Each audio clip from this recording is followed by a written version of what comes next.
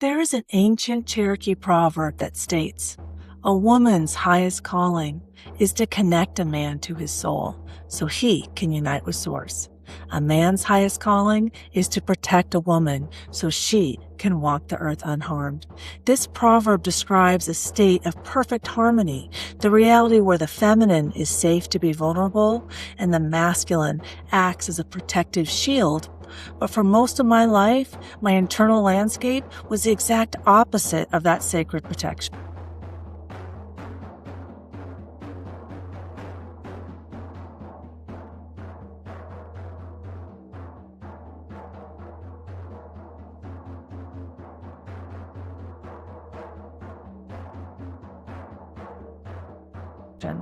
For the first 53 years of my life, my subconscious believed a devastating lie.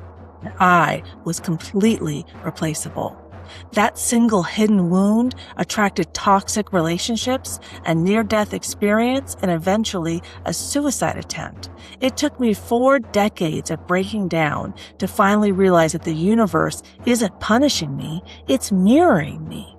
Today, we're diving into the quantum field, the secret intelligence of the human heart, and why your physical reality is nothing more than a mirror of your internal reality. Welcome to episode 3, where we will answer the question, where is heaven in a holographic universe? Many institutional religions have led people to believe that the soul enters heaven after death, if and only if that person followed religious doctrine perfectly while alive, all with zero objective proof. Christianity teaches that the cross is the only ladder to heaven. In fact, they celebrate this teaching every year on September 14th with a holiday called the Feast of the Exaltation of the Holy Cross. As a religious studies scholar trained at the University of California at Santa Barbara, I know that globally, many spiritual traditions use a ladder symbolically to connect heaven and earth. When institutionalized Christianity claimed that the cross is the only ladder to heaven in the 4th century, they were positioning their institution as the ultimate gatekeeper. But to understand the true validity of that doctrine, we have to look at modern science. Today, major advancements in quantum physics, psychology, neuroscience, cardiology, chiropractic, and epigenetics provide significant evidence that flies in the face of rigid Christian institutional doctrine. Instead, this science supports early Christian gospels that were intentionally excluded from the Bible. Let's start our scientific inquiry with a quote from Albert Einstein and the insights of Dr. Joe Dispenza. Einstein famously said, "The field is the sole governing agency of the particle." The field means the energy field. If we apply that knowledge to our souls, which are energetic bodies, and our human bodies, we can say the soul is the sole governing agency of the body. That mirrors a wonderful quote by psychologist Carl Jung. The soul is the life of the body. Just in this one concept, we have a physicist, a chiropractor, and a psychologist all saying the exact same thing. For me, when something's true, it's true in multiple places. Let's look at Dr. Joe Dispenza more deeply. He fractured his back and completely healed himself. His life-altering back injury occurred in 1986 when he was a 23-year-old chiropractor competing in a triathlon in Palm Springs, California. While executing the cycling portion of the race, a 4-wheel drive SUV traveling at 55 miles per hour struck him from behind in an intersection. The catastrophic crash compressed his spine severely, breaking 6 vertebrae and directly threatening his spinal cord. The prognosis was grim. Many doctors recommended an intense spinal surgery to insert a metal rod from the base of his neck all the way down to his sacrum. Medical experts warned him that without this surgery, he faced permanent paralysis the moment he tried to stand. Even with the surgery, his odds of walking normally were slim, and he faced a lifetime of chronic pain and medication dependency. He chose a different path. operating under the philosophical conviction that the power that made the body heals the body. He left the hospital against medical advice. He spent the next several weeks lying completely flat on his stomach in a friend's house, embarking on an internal healing regimen. For 2 hours in the morning and 2 hours at night, he entered deep meditative states to systemically visualize his vertebrae, realigning and rebuilding bone by bone. During the first 6 weeks, he struggled immensely with intrusive thoughts, doubts, and images of a paralyzed future. He had to learn to completely block out fear and achieve perfect mental focus. Rather than waiting to heal to feel happy, he consciously rehearsed the elevated emotional state of already being healed and walking again. He perfectly embodies a truth I deeply believe in, that changing your world is an inside job. It isn't wishful mysticism, it is the exact energetic mechanics. Albert Einstein captured the literal physics of Joe's recovery when he noted, "Everything is energy, and that's all there is to it. Match the frequency of the reality you want, and you cannot help but get that reality. It can be no other way. This is not philosophy, this is physics." According to his account, by the 9.5 week, his pain completely vanished, and he stood up and walked. By 12 weeks, he had fully recovered without any surgical hardware or intervention and returned to treating his patients at his chiropractic clinic. His backstory is why I listen when he talks.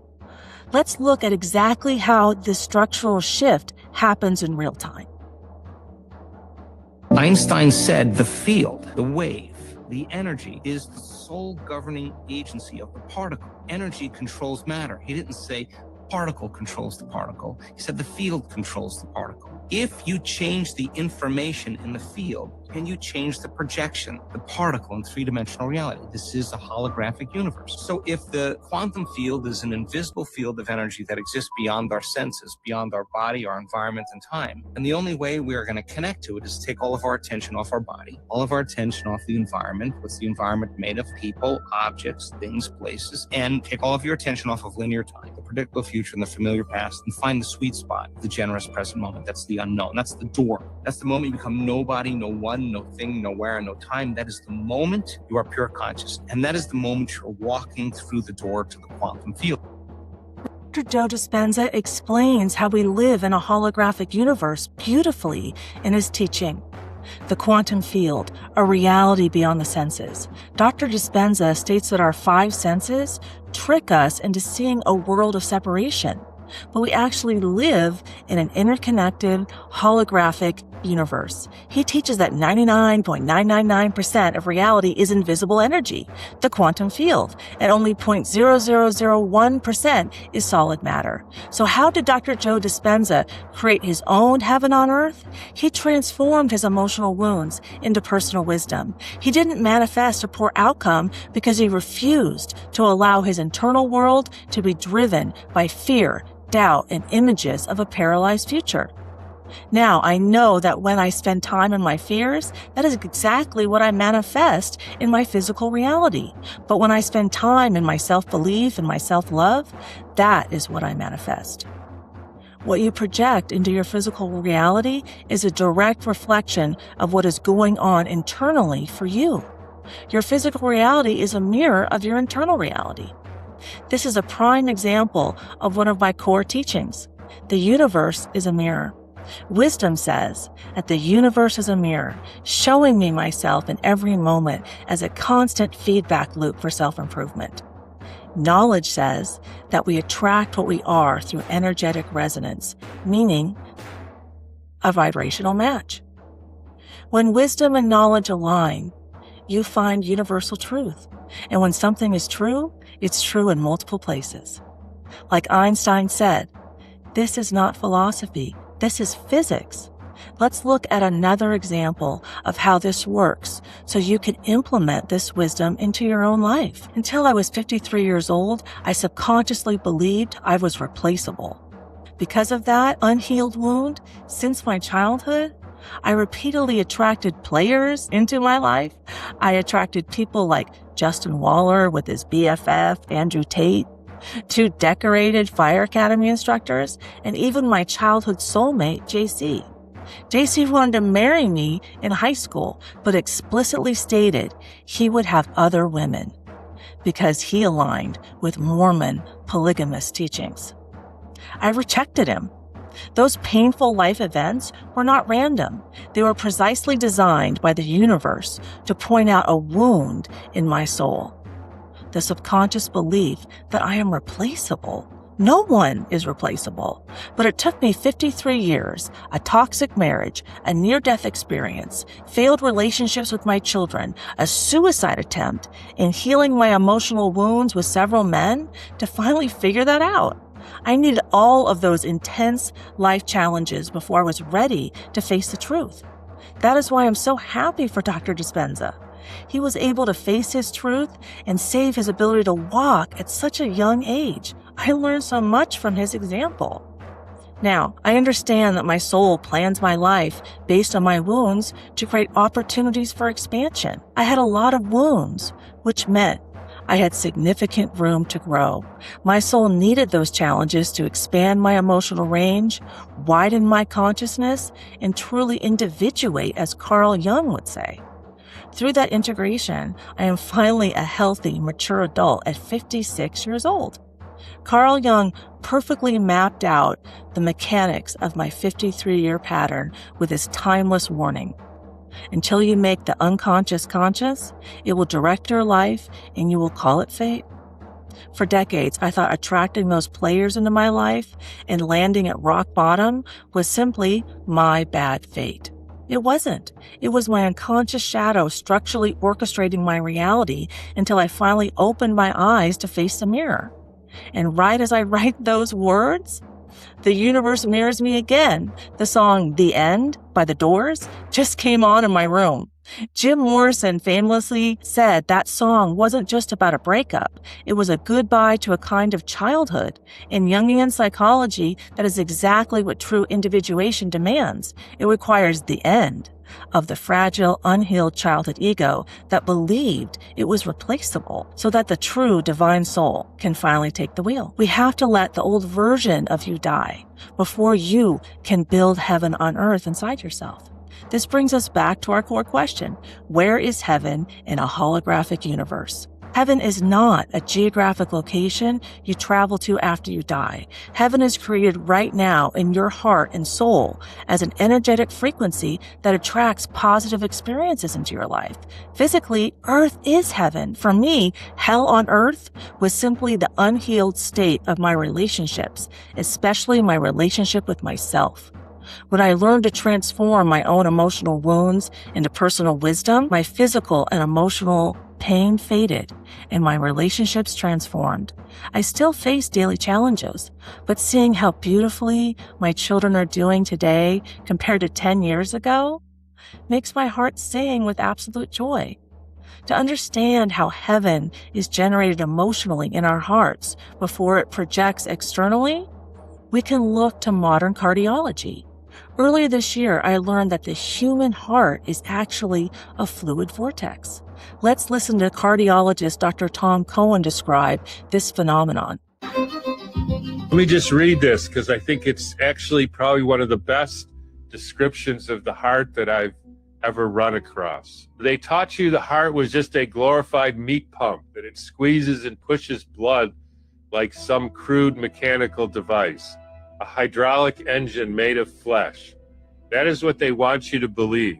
Because if you buy into that primitive lie, you never ask deeper questions. But it is false. It has always been false. And the real science proves it.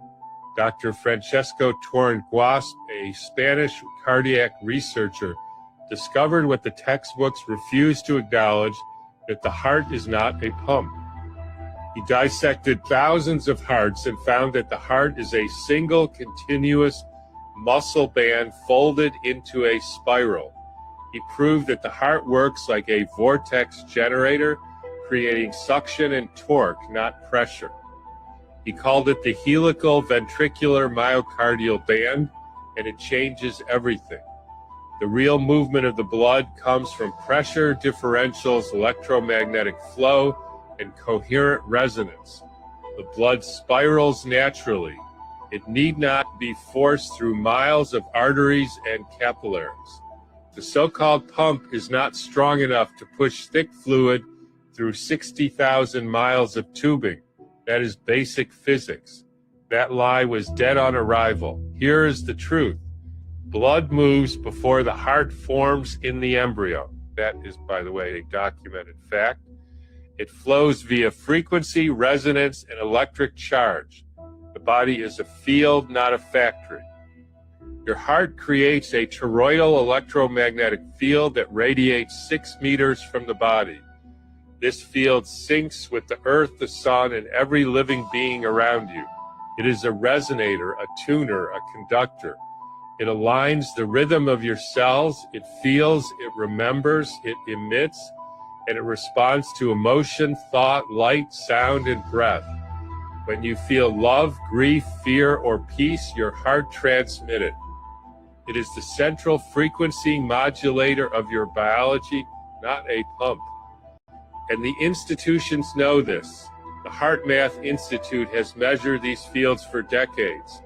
They know the heart has more neuronal cells than parts of the brain. They know it is a second brain. They know coherence in the heart transforms the entire nervous system. So why are they still teaching children a 400-year-old guess from William Harvey that has never been updated? As Dr. Cohen discussed, heart coherence creates nervous system coherence, and the heart is a vortex. You cannot logically command a vortex. You can only feed energy into it and observe what emerges on the other side, much like the mystery of a black hole. This is the ultimate embodiment of the divine feminine. Emotions, like the feminine essence, refuse to be dominated, controlled, or commanded. They are fluid, spiraling, and chaotic forces of nature. To experience them fully, we must surrender to them. Neurocardiology now proves that the heart is not a massive pump.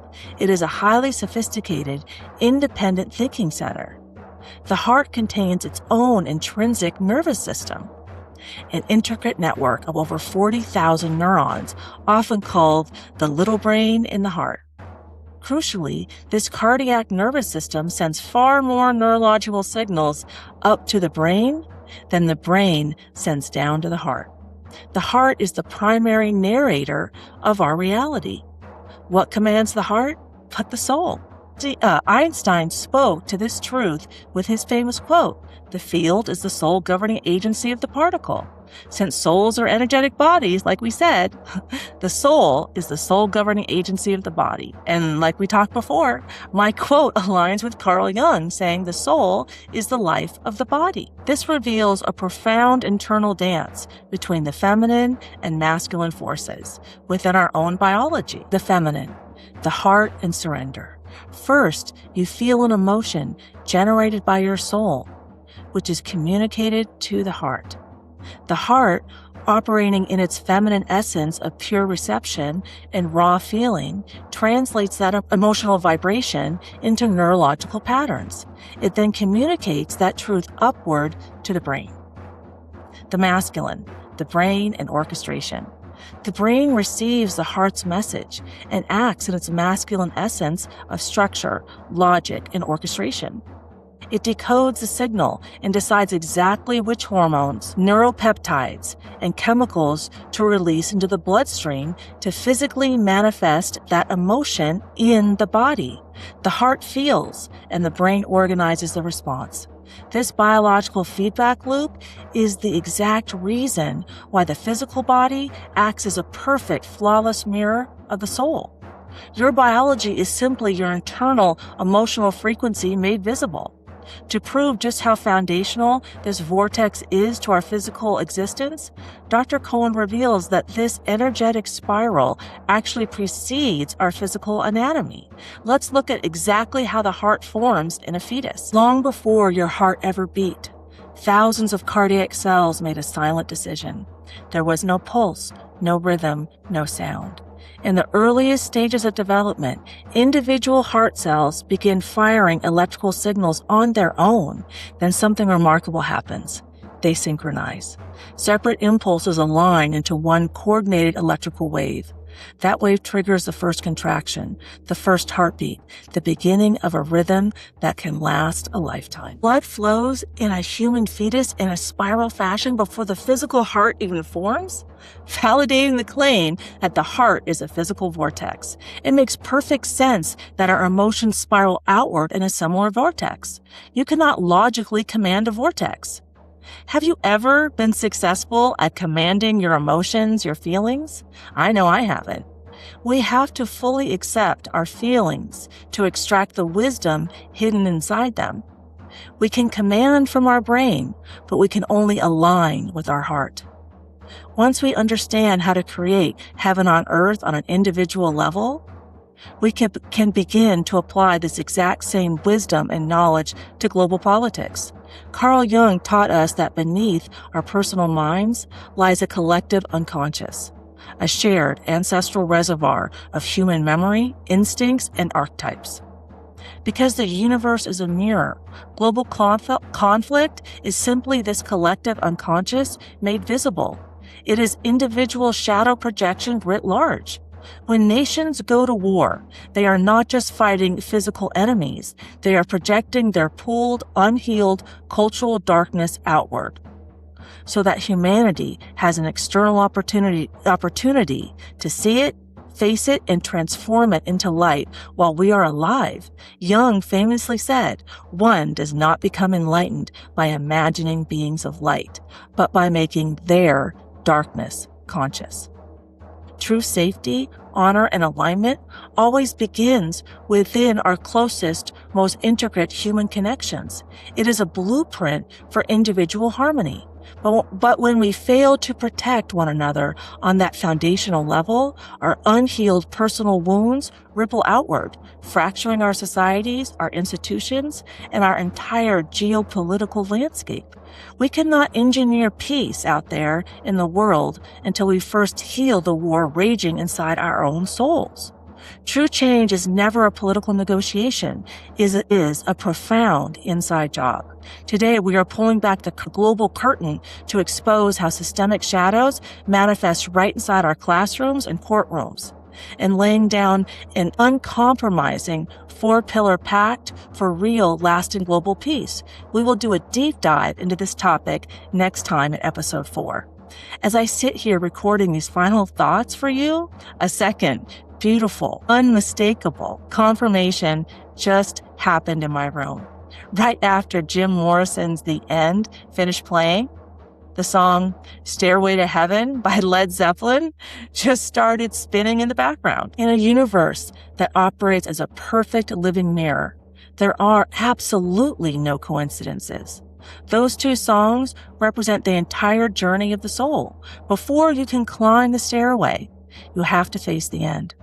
You have to say goodbye to the childhood illusions, the unhealed wounds, and the fears that keep you small. The doors show us the absolute death of the wounded ego, and Led Zeppelin shows us beautiful ascension of the integrated soul. Institutional religions spent centuries trying to sell us a rigid, dogmatic ladder to the sky, but the universe just gave us a musical nod, reminding us that the real stairway to heaven isn't a structure built by human gatekeepers. It is internal alignment, a spiral fluid vortex inside your own soul that you climb through radical self-love, emotional integration, and emotional surrender while you are alive right here on Earth. Thank you so much for traveling the quantum block with me today and opening your heart to this soul-to-soul transmission. If this message resonated with you, please make sure to hit that subscribe button, drop a 5-star review, and share this episode with someone who is ready to remember the divine power they hold within. Make sure your notifications are on for next week, because we're going to take this individual heart wisdom and scale it up to change the world. In episode 4, we are going to dive deep into a manifestation of this truth that I wrote in October of 2025, The Wisdom of Peace Plan, written in profound honor of the 30th anniversary of Israeli Prime Minister Yitzhak Rabin's assassination. We are going to look into a massive collective mirror. I will be pulling back the curtain on religious doctrine, Israeli classroom Scantron biases, and global power structures to reveal a 4-pillar blueprint for lasting global peace. We will prove that geopolitical conflict is simply an individual shadow projection writ large, and that we cannot fix the world out there until we face the energetic frequencies inside our own souls. Until next time, keep trusting your internal authority. Keep surfing the waves of life. And remember, heaven is an inside job. I'm Carrie Mae Blazer, the Red Pill Shaman, and I will see you in episode 4.